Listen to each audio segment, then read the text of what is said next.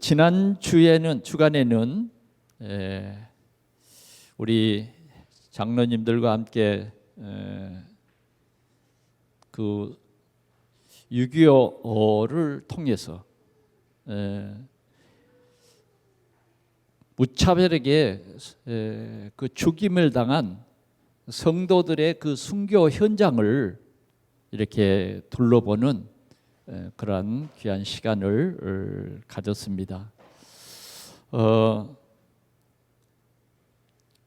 어떤 지역에는 한 60명이 어린 아이들까지 무차별하게 몽둥이로 때려서 또 생매장 구덩이를 파고 예수만 안 믿는다고 말해라. 그러면 살려주겠다.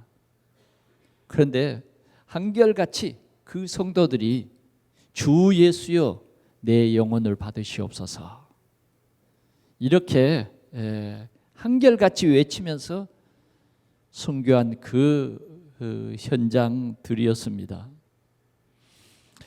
마지막으로는 여수에 이렇게 도착해서 미평에 있는 손양원 목사님이 순교한 그 현장을 마지막으로 이렇게 갔는데 그 순교 현장에는 손양원 목사님만 그 신사참배를 거부하고 하다가 죽은 것이 아닙니다. 신사참배를 거부하는 것 때문에 5년 막 6년 이렇게 옥살이 하다가 죽은 사람이 10명이에요. 10명.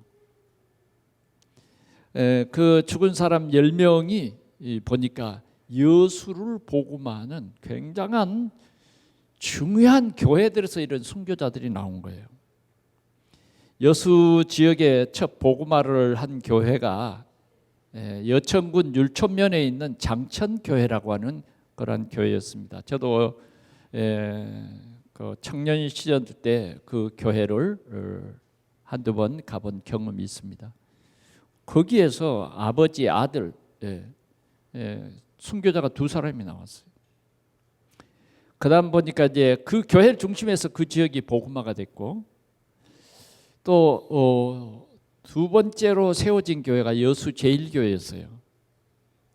여수 제일교회는 부산 동네에서 김아무라고 하는 그런 여성도가 여수에 와서 복음운동을 시작했어요. 그래서 여수시 군자동에 있는 초가집 한 칸에서 예배를 드리기 시작하고 조의환 전도사가 이제 교역자가 된 거죠. 그렇게 해서 초가집 4칸에서 교회를 시작했더라고요. 그래서 여수 제일교회에서 여수 영락교회 등등의 여수의 굴지의 교회들이 여수 제일교회에서 이렇게 세워져 있어요. 그런데 여기에서도 보니까 순교자 2명이 나왔어요. 그 다음 이제 어느 교회냐 보니까 여천군 남면에 있는 우항리 교회라고 하는 교회가 있습니다. 이 교회들은 다 지금 100년이 넘은 그런 교회예요. 이 교회는 이제 특별히 이기풍 목사님이 마지막 그 목회를 하다가 하나님의 부르심을 받은 그 교회가 이 우항리 교회입니다. 그래 우항리 교회의 역사를 이렇게 보니까 그 유지들이 2 청년을 벌교에 있는 무만동 교회에 보냈어요. 그래서 처음 복음을 청년들이 받고 와서 세워진 교회가 그 우항리 교회예요. 그런데 이 우항리 교회에서도 순교자들이 나왔어요. 또 이제 그 여러분들 혹시 알는지 모르겠습니다만 돌산이라고 하는 봉양교회가 또 그렇게 역사가 100여 년이 넘는 그런 교회였는데 거기에서도 순교자가 나왔어요. 순교자가 나왔어요. 그리고 이제 제가 처음 목회를 했던 곳이 여수에서 좀 들어가면 그 화양면이라는 곳이 있어요. 거기에 감도교회를 제가 23살에 22살에 전도사로 갔어요.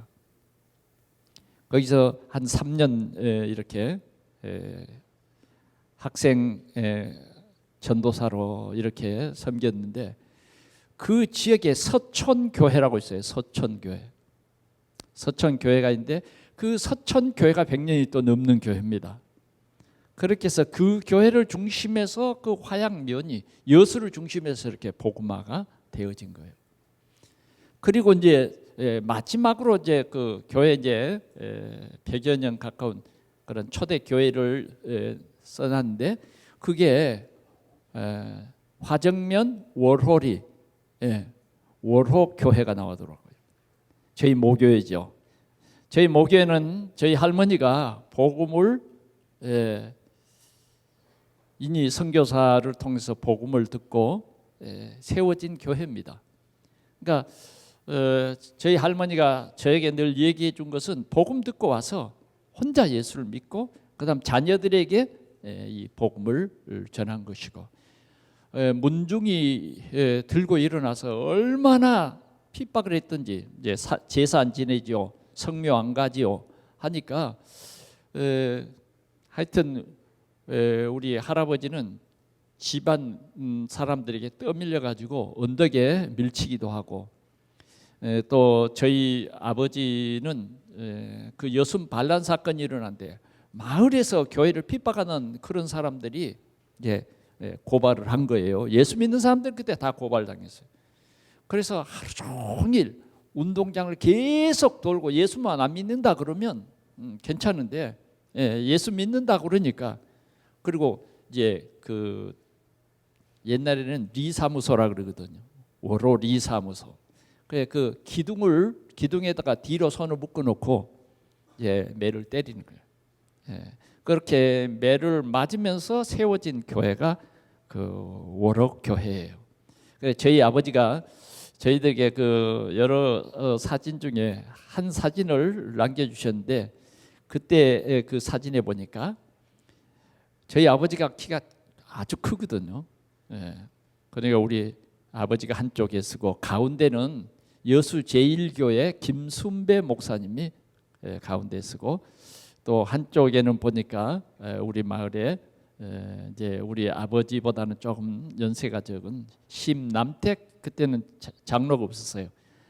집사님이 여기 서서 세 분들이 사진을 찍은 그 사진을 남겨주셨는데, 이 교회 역사를 보면서 참 하나님께 감사를 드렸습니다.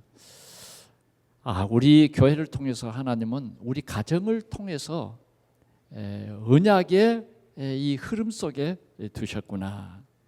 그러면서 이제 저희들이 이제 여수에서 첫 번째 멈춘 곳이 여수 세중앙교회, 바로 그 순교지 옆에 있는 여수 세중앙교회죠.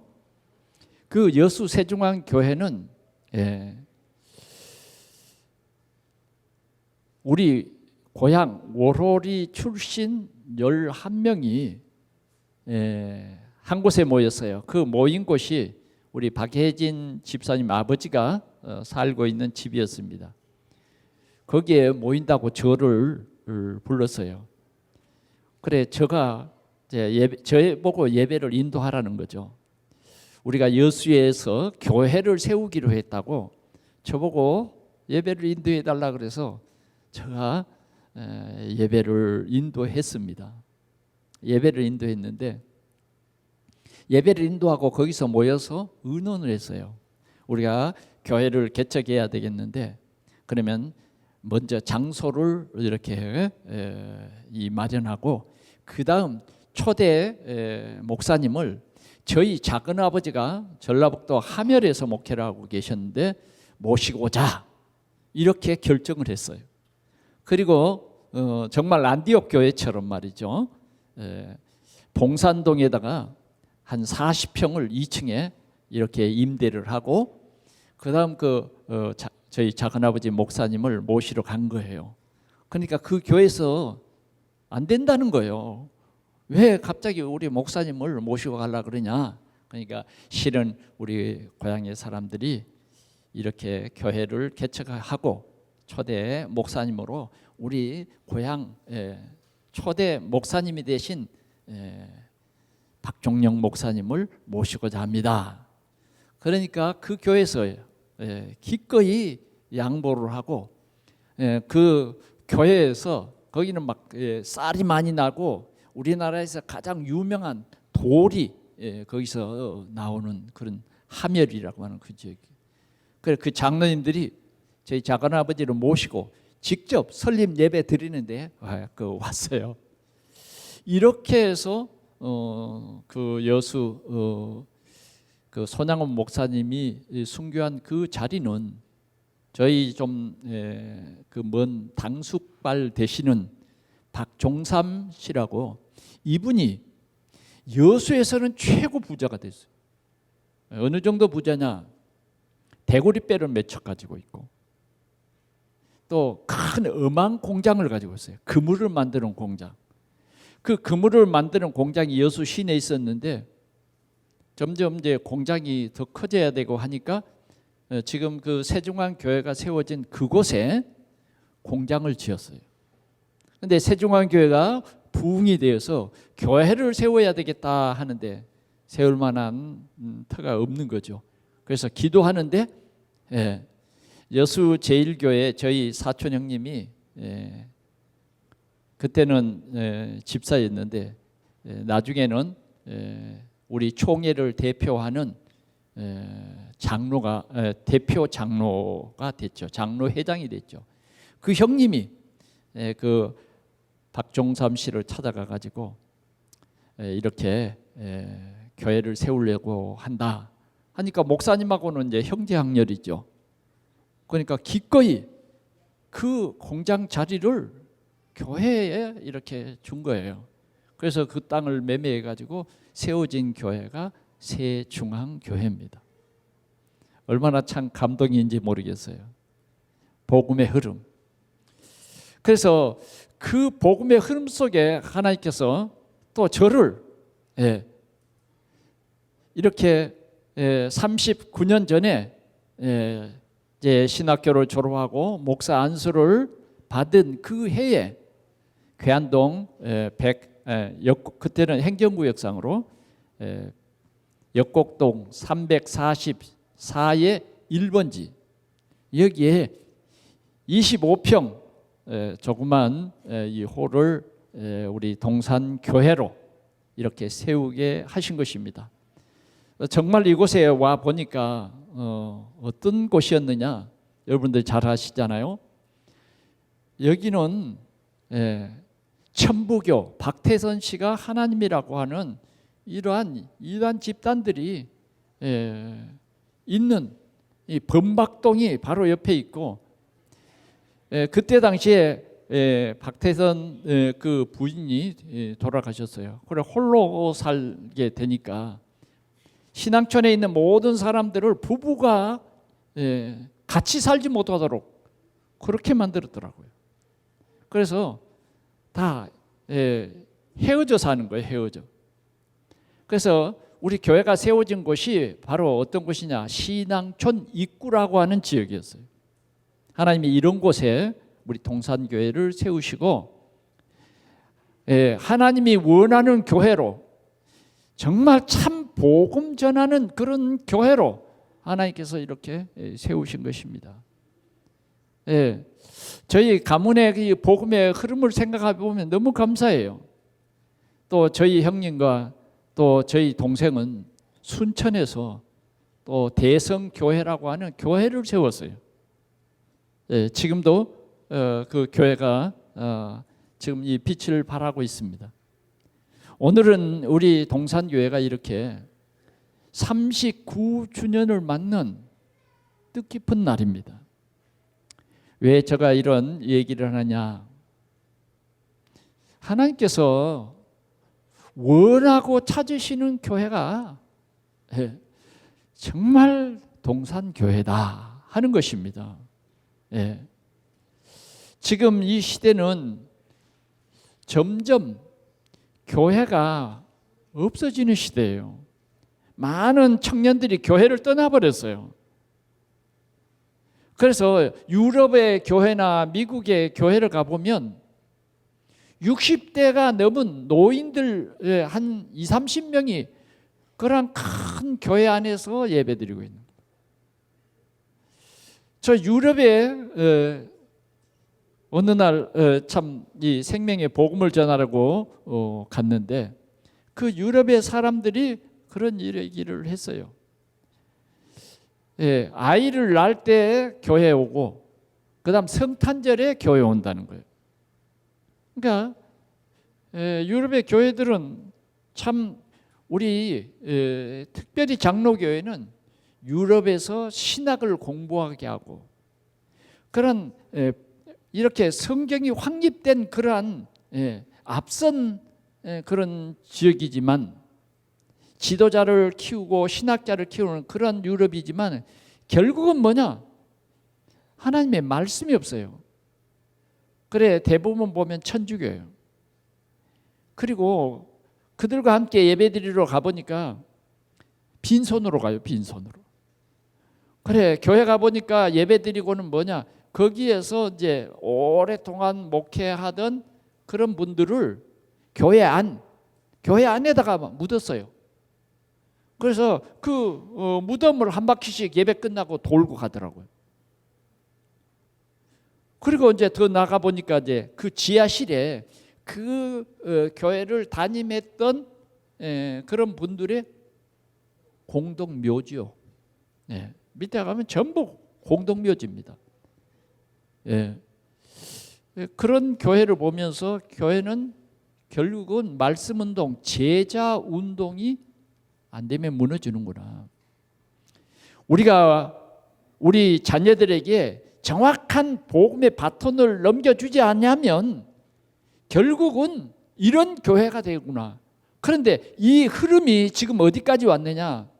우리 대한민국에까지 왔다 하는 것입니다. 특별히 코로나로 인해서 많은 성도들이 예배를 드리지 않아요. 그냥 설교만 들어요. 설교만.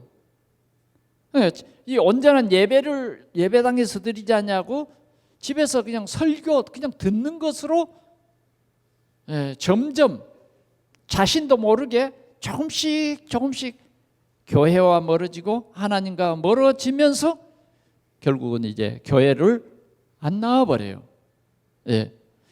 그런 이 과정들이 결국은 이 흑암의 문화가 우리의 흑암의 현장이 점점 교회를 멀어지게 한다. 하나님을 떠나게 한다 하는 것을 볼 수 있습니다.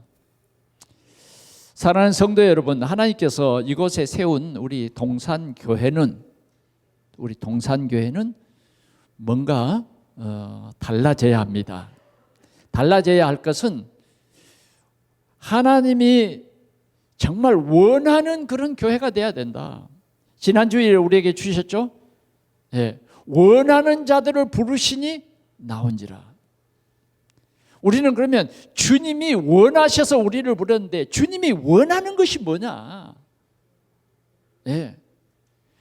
그게 우리 성도들이 붙잡아야 할 중요한 내용이에요. 주님이 원하는 게 뭐냐? 내가 원하는 것 말고 오늘 우리 예배하러 온 우리 성도들은 주님이 원하는 것이 뭐냐? 나의 생애를 통해서 나를 하나님이 이렇게 하나님의 자녀로 부르셨는데 주님이 원하는 것이 뭐냐? 하는 거예요. 주님이 원하는 자들을 불렀습니다. 우리 모두는 주님이 원하는 자들이에요. 그리고 뭐요? 부르신 그들을 함께 있게 하시고 그래요. 주님이 나와 함께. 이건 엄청난 우리 삶의 배경입니다. 세상 사람들이 알지 못하는 그 배경이 뭐냐? 주님이 나와 함께. 내가 주님 안에, 주님의 말씀이 내 안에 이 함께하는 거예요. 하나님이 아브라함과 함께하고 하나님이 이삭과 함께하고 하나님이 야곱과 함께했단 말이에요. 여러 가지 우리는 연약하고 또 우리는 허물도 많고 참 여러 가지 부족하지만 주님이 함께하는 이 은혜를 우리는 입은 것입니다. 오늘도 여러분들이 이 귀한 함께하는 비밀을 누리시기를 바랍니다.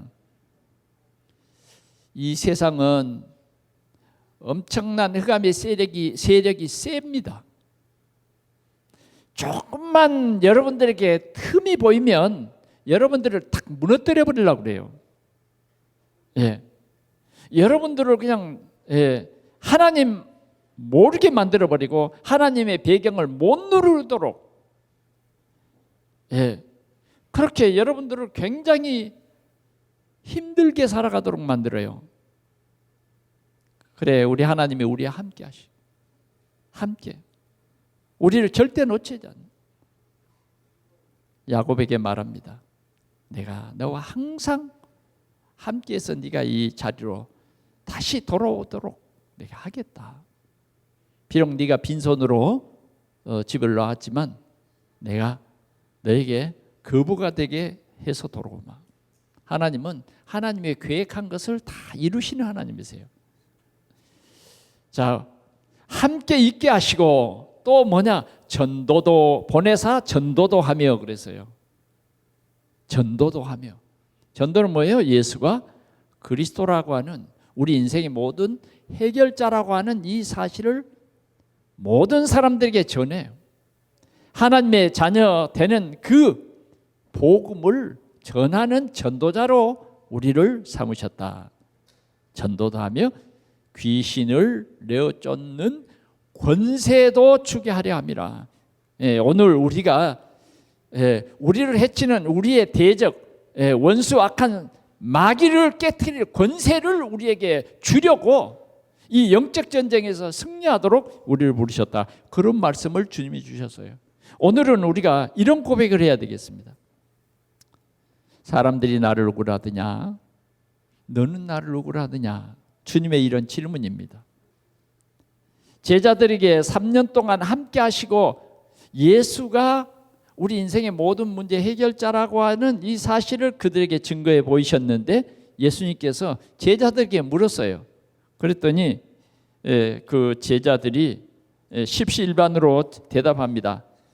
어떤 사람은 세례 요한이라고 말하고 어떤 사람은 더러는 엘리야, 어떤 이는 예레미야나 선지자 중에 하나라 하나이다. 다 이제 진짜를 모른 거예요. 중요한 정말 예수가 누구냐 여기에 대해서 진짜를 모르고 그냥 병 고치는 것 아니면 어떤 윤리, 도덕 그런 기준으로 예수를 본 거예요. 그럴 때 예수님이 베드로에게 물었어요. 베드로에게 물었습니다. 너희는 나를 누구라 하냐? 시몬 베드로가 대답했습니다. 주는 그리스도시요 살아계신 하나님의 아들이십니다. 이게 우리가 붙잡아야 할 중요한 내용입니다. 예수님은 그리스도시요 살아계신 하나님의 아들이십니다. 우리는 그리스도라는 이 귀한 복음을 여러분들이 머리가 아프게 들었습니다마는 오늘 우리 동산교회 우리 중직자를 중심해서 우리 모든 성도들이 이 믿음이 살아나기를 축원합니다. 주는 그리스도시요 하는 말은 뭐예요? 우리 인생의 모든 문제를 해결하신 하나님이시오 그 말이에요. 이게 우리의 삶의 고백이 돼야 돼요. 그러면 이 고백이 돼야 된다고 하는 것은 이것이 나의 신앙이 돼야 된다고 말이에요. 나의 삶의 바탕이 돼야 된다 그 말이요. 이것이 우리가 누려야 할 최고의 복음입니다. 오늘 회복하는 귀한 역사가 있기를 축원합니다. 그리스도는 우리 인생의 모든 문제를 십자가에서 완전히 해결해 버렸어요. 그래서 우리는 옛날에는 마귀의 종으로 살았지만 지금 뭐요? 하나님의 자녀로 산다는 거예요. 하나님의 자녀. 우리의 신분이 완전히 바뀌어버리는 이게 복음입니다. 내 노력이 아니라 이것은 하나님의 공의요 하나님의 사랑이에요.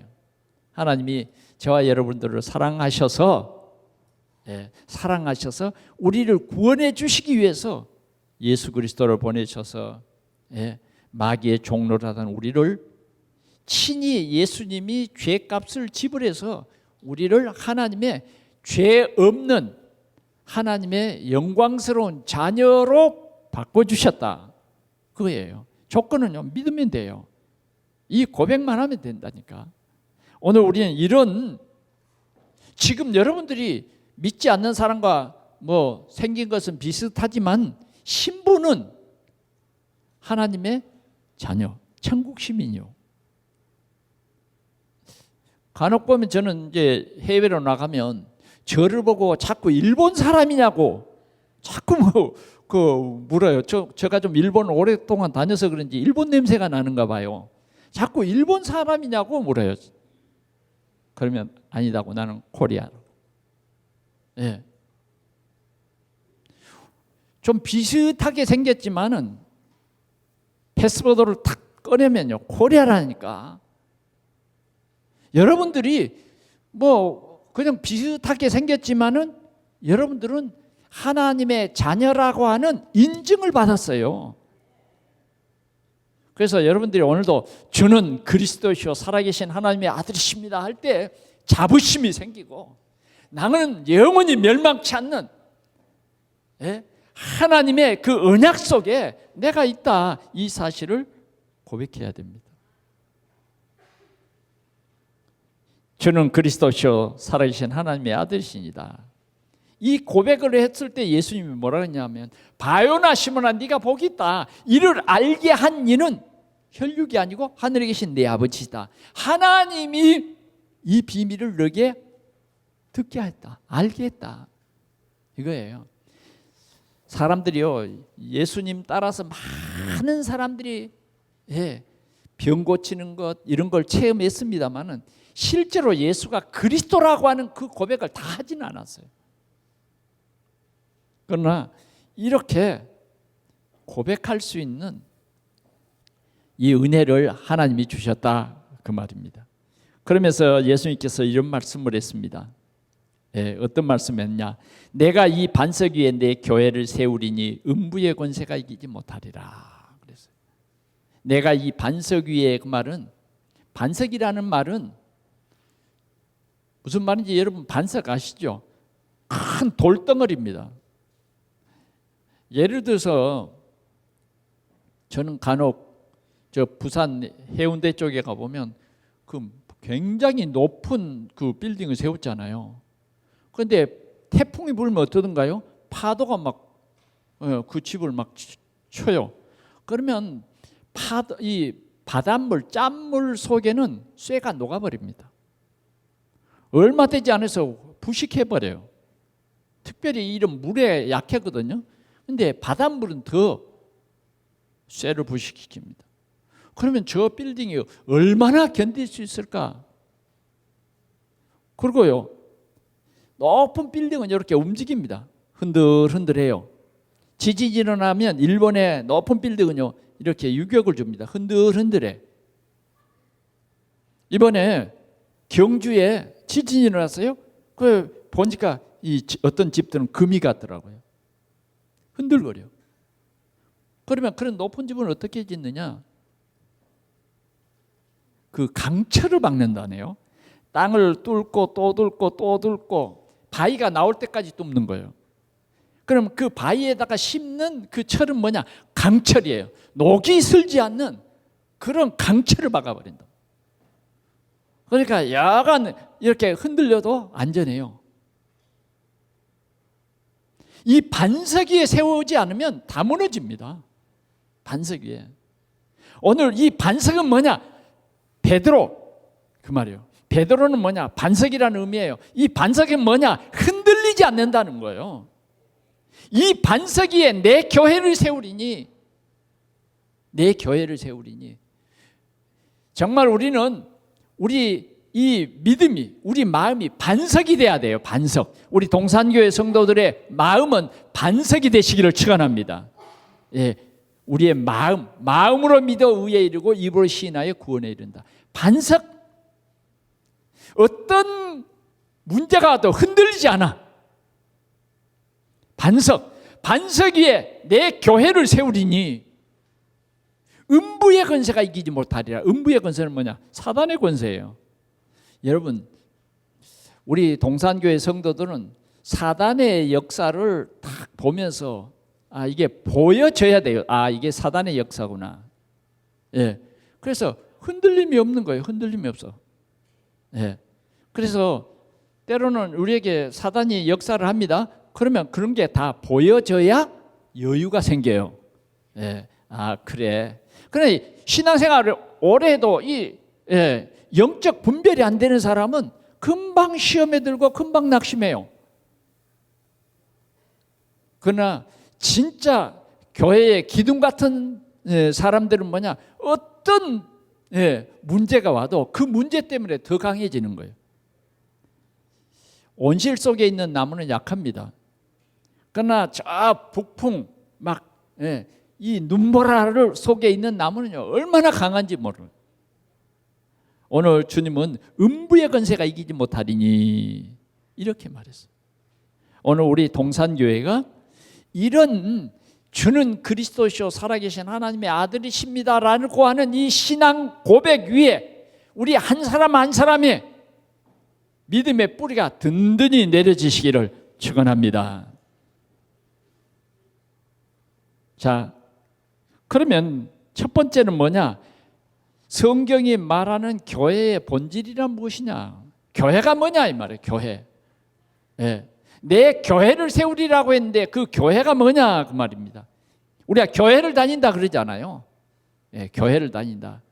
오늘 교회에 대한 본질에 대한 얘기를 해보겠습니다. 첫째는 예수가 그리스도라고 믿는 고백한 성도 한 사람 한 사람이 교회예요. 예. 예수 그리스도를 믿는 한 사람 한 사람이 교회고, 또 부름받은 우리 모인 이 무리가 모인 이 사람들이 뭐냐? 교회예요. 예. 모인 사람들이 교회다 그 말이에요. 그다음 세 번째로는 예배 드리기 위해서 모인 이 성전이 뭐예요? 교회예요. 그러니까 원래 교회 간판을 쓸 때 이렇게 써야 됩니다. 동산교회 예배당 이렇게 써야 돼요. 예배 처소다 그 말이에요. 예배하는 집이에요. 그래서 우리가 모인 이 예배당이 교회다. 그 다음 영원한 교회당이 있어요. 그건 뭐냐? 우리가 앞으로 갈 천국이 영원한 교회다 하는 것입니다. 자, 교회의 본질을 우리 동산교회 모든 예배하는 성도들이 확실히 붙잡을 수 있기를 축원합니다.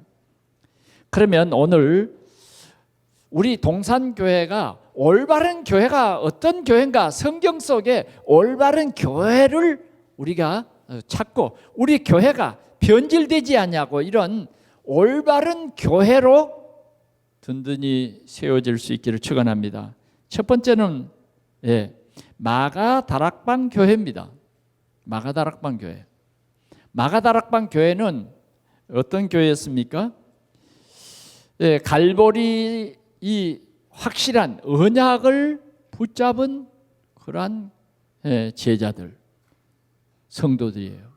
다시 말하면 예수님이 부활하셨다. 십자가 지시고 부활하셨다. 이 확신이 있는. 그리고 이들이 지금 감람산에 부활하신 예수님을 만나서 중요한 이 언약을 붙잡죠. 예수님이 부활하신 후 40일 동안 계시다가 승천하셨어요. 승천하신 그 모습을 본 교회입니다. 본 그 사람들이 모인 곳이 마가다락방 교회예요. 그러면서 올라가실 때에 천사들이 예수님이 올라가는 그 모습을 본 성도들에게 말했어요. 오늘 올려주신 이 예수는 이 세상 마지막 날 다시 본 그대로 다시 온다. 이런 약속을 주셨어요. 그래, 그 초대교회 이 마가다락방 교회는 이 언약이 확실한 교회예요.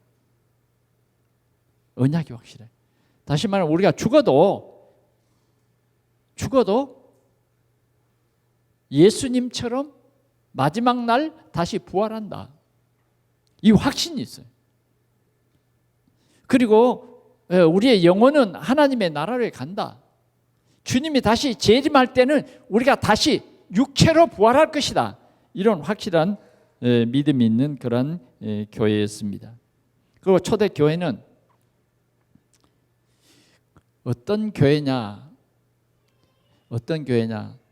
5장 사도행전 5장 42절에 보니까 그들이 날마다 성전에 있든지 집에 있든지 예수가 그리스도다 가르치기와 전도하기를 그치지 아니했다 그 말이에요. 그래 정말 하나님이 원하는 교회는 어떤 교회냐? 하나님이 원하는 교회는 어떤 교회냐?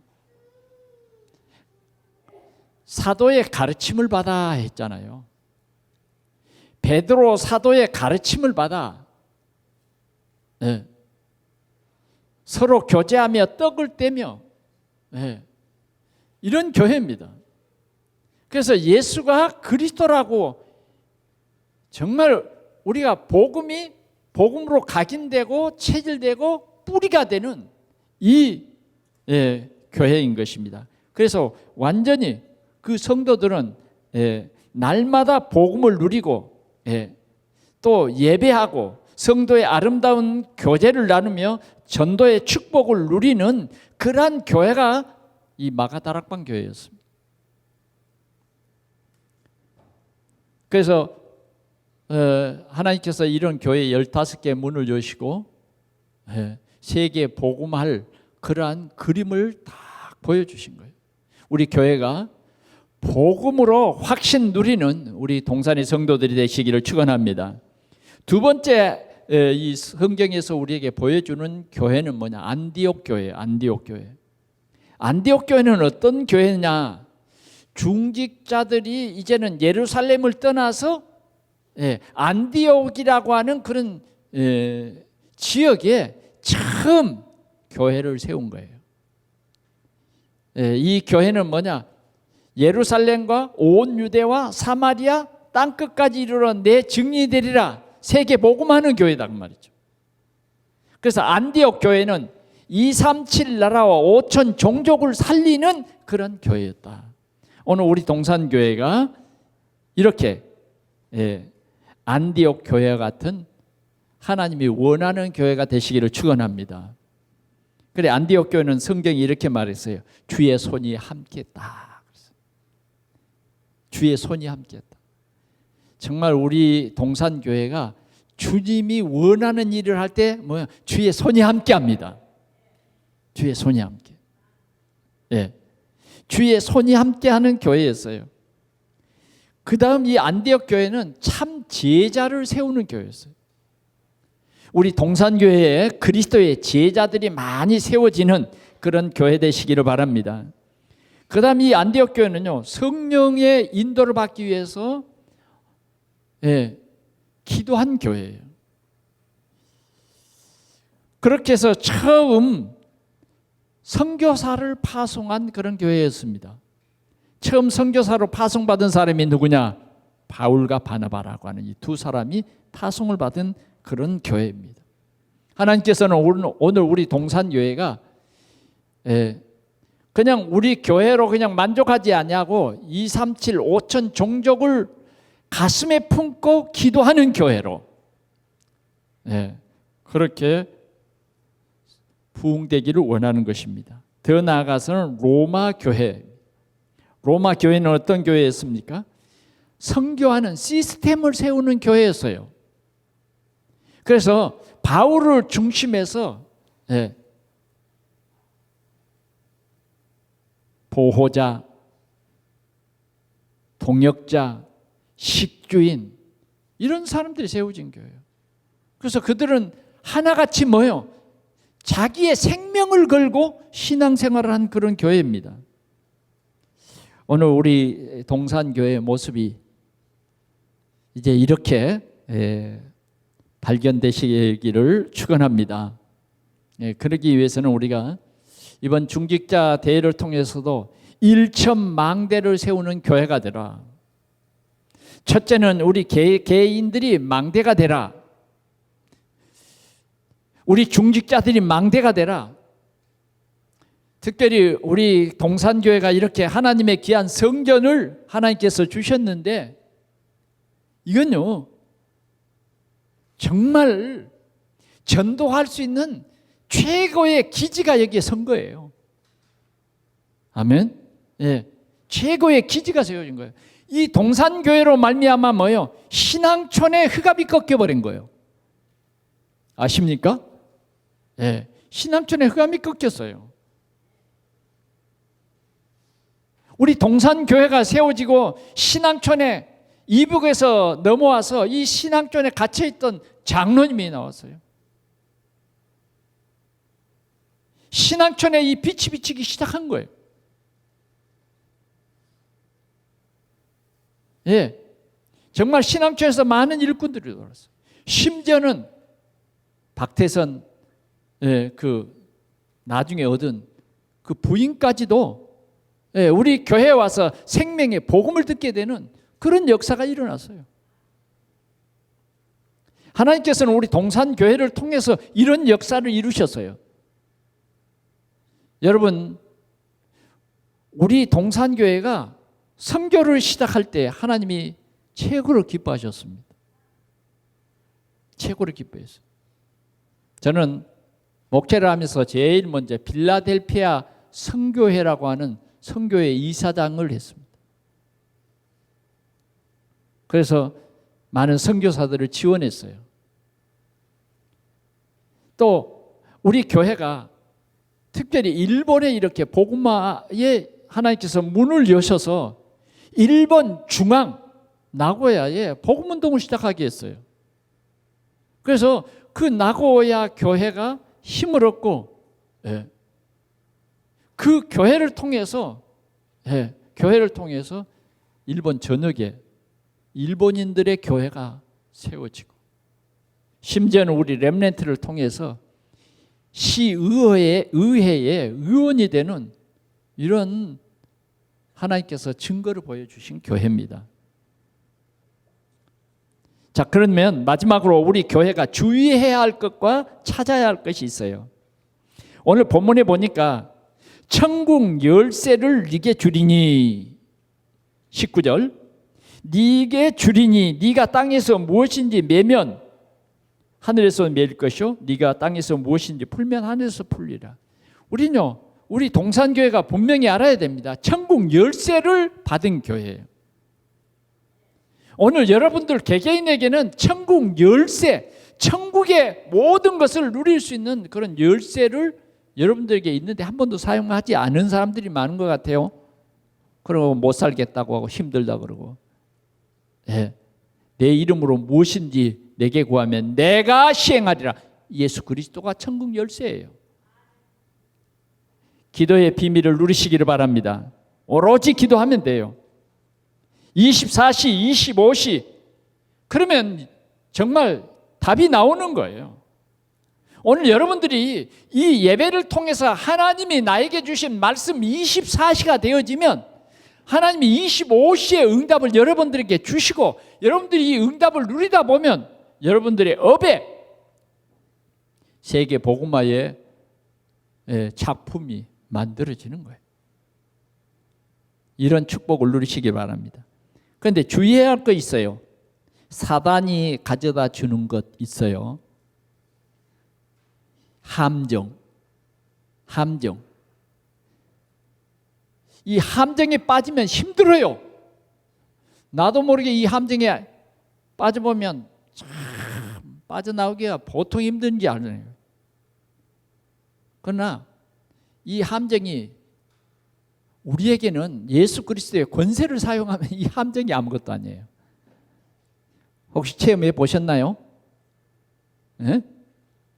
아니, 사단이 틀을 만들어 놓고 그 틀로 그냥 탁 우리를 가다버려. 그래서 나는 안 돼, 이렇게 해서 낙심하게 만들어요. 사단이 올무를 놔가지고 탁 우리를 걸리게 해. 예. 그 사단이 놓은 이 올무가요, 굉장히 지독합니다. 여러분, 올무에 걸린 짐승 봤나요? 저는 잘 안 봤는데 한 번에 제가 초창기에 전도사로 이렇게 교회를 섬기고 있는데 그 새해를 시작하면서 한 주간 동안 금식 기도를 갔어요. 기도원으로 갔는데 이 사단의 시험이 좀 있더라고요. 같이 갔던 집사님이 노루 다루를 하나 들고 온 거예요. 웬일이냐 그러니까 이 기도원에서 올무를 하는데 노루가 걸렸다는 거야. 그래 이제 기도원에서 이 노루를 잡을 수가 없으니까 집사님에게 부탁했대요. 그래서 이제 집사님이 그 노루를 잡은 거예요. 그 노루고기가 참 맛있답니다. 이 노루고기를 얼마나 구워 먹고 싶겠어요. 특별히 이 금식할 때 이 냄새만 나도 굉장히 그 좀 방해가 많습니다. 라면 끓인 냄새만 나도 그 좀 힘들잖아요. 온통 머릿속에 먹을 것이 그냥 막 왔다 갔다 왔다. 기도에 집중을 못하게. 막 버티죠, 버티. 다행히도 우리가 금식하는 거 아니까 그분들이 다리 하나를 딱 우리에게 선물로 줬어요. 그래, 금식 기도가 딱 끝나고 사택에 와서 우리 집사님들과 같이 구워 먹어보니까 참 맛있더라고요. 네. 근데 그때 몇 청년들은 막 너무 힘들어가지고 어느 청년은 보니까 벽지를 뜯어먹고 있더라니까. 네. 벽지를 뜯어먹고. 여러분, 우리가 주의해야 할 거 있어요. 사단은 오늘도 우리를 넘어지게 하려고 창세기 3장 1절로 4절 반드시 하나님 떠나게 하려고 자꾸 하나님과 멀어지게 하려는 그런 게 뭐냐? 올무요. 자꾸 세상이 좋아지고 내 중심으로 살아가게 하는 그게 있다니까. 성공 중심으로 살아가게 하는 사단의 올무가 있어요. 조심하시기 바랍니다. 찾아야 할 것이 있습니다. 오늘 우리는 오직 그리스도 이걸 찾아 누리시기를 바랍니다. 그리스도를 누려야 돼요. 누리지 못하면 우리는 흔들립니다. 확신이라는 게 뭐냐? 그리스도가 나의 그리스도다라고 누려버리는 거예요. 그러면 어떤 문제가 와도 우리는 증인이 되어버리는 것입니다. 결론으로 말씀을 드리겠습니다. 부활하신 주님께서 우리 동산교회는 이제 이 오직 예수가 그리스도라고 하는 이 믿음을 가지고 너희는 가서 제자 삼아라 이렇게 말씀했습니다. 제자 삼아라. 점점 교회가 연약해지고 있는 이때에 우리는 제자, 내가 제자가 되어서 또 다른 제자를 삼아라. 아멘. 오늘 우리 교구가 이제 12월부터 시작됩니다. 우리 사역자들 중심에서 제자 삼는 응답 누리시기 바랍니다. 주님은 이렇게 말했습니다. 세상 끝날까지 너희와 항상 함께 있으리라. 24시 우리와 함께 있겠다. 이렇게 약속을 주셨습니다. 여러분들이 기도하십시오. 하나님, 나에게도 전도의 문을 주셔서 숨겨져 있는 제자를 찾게 해 주옵소서. 꼭 이 응답 한번 누리시기 바랍니다. 나를 통해서 그리스도로 담난 제자가 세워지게 해 주옵소서. 숨겨져 있어요. 어떤 여자분이 저희 집사람하고 이 얘기를 하는데 보니까 자기는 교회가 그렇게 싫었대요. 그래서 교회 절대 안 갔대요. 그런데 어떤 분이 교회 한번 와보라고. 그런데 이분이 교회를 갔어요. 교회를 가보니까 그렇게 좋더래요. 그래, 이 좋은 교회를 내가 왜 그렇게 오해하고 못 갔나. 지난 날들이 너무너무 아쉽다. 그럼 그 고백을 저희 집사람 앞에서 하고 있더라고요. 여러분, 오늘도 세상 살아가는데 답이 없는 사람 많습니다. 우리는 이런 사람들에게 생명의 복음을 전할 때에 주님이 항상 함께 있으리라. 일단 여러분들 통해서 한 사람만 전도가 되어지면 여러분들의 신앙생활은 날개를 다는 그런 역사가 있을 것입니다. 언약의 흐름 속에서 응답 누리는 우리 동산교회가 일천망대 세우는 하나님의 귀한 역사가 있기를 축원합니다. 기도하겠습니다. 우리 하나님 아버지 감사합니다. 하나님께서 우리를 이 귀한 복음 안으로 불러주셔서 그리스도의 이 놀라운 하나님의 이 축복을 알게 하시고 누리게 하신 주에 감사합니다. 이제 하나님께서 이곳에 39년 전에 동산교회를 세우셔서 참 복음운동 할 수 있도록 주님이 역사하여 주셨사오니 주님, 오늘 예배하는 우리 모든 성도들에게 사도행전 1장 8절 오직 성령이 너희에게 임하시면 너희가 권능을 받고 예루살렘과 온 유대 사마리아 땅끝까지 이르러 내 증인이 되리라 하신 말씀이 반드시 성취되게 하여 주옵소서. 하늘과 땅의 모든 권세를 내게 주셨으니 너희는 가서 모든 민족으로 제자를 삼아 아버지와 아들과 성령의 이름으로 세례를 주고 내가 너희에게 분부한 모든 것을 가르쳐 지키게 하라. 볼지어다 내가 세상 끝날까지 너희와 항상 함께 있으리라. 주님, 우리 성도들이 이 언약 붙잡고 이 성취될 언약의 흐름 속에 주역이 되게 하여 주옵소서. 예수 그리스도의 이름으로 기도하옵나이다. 아멘.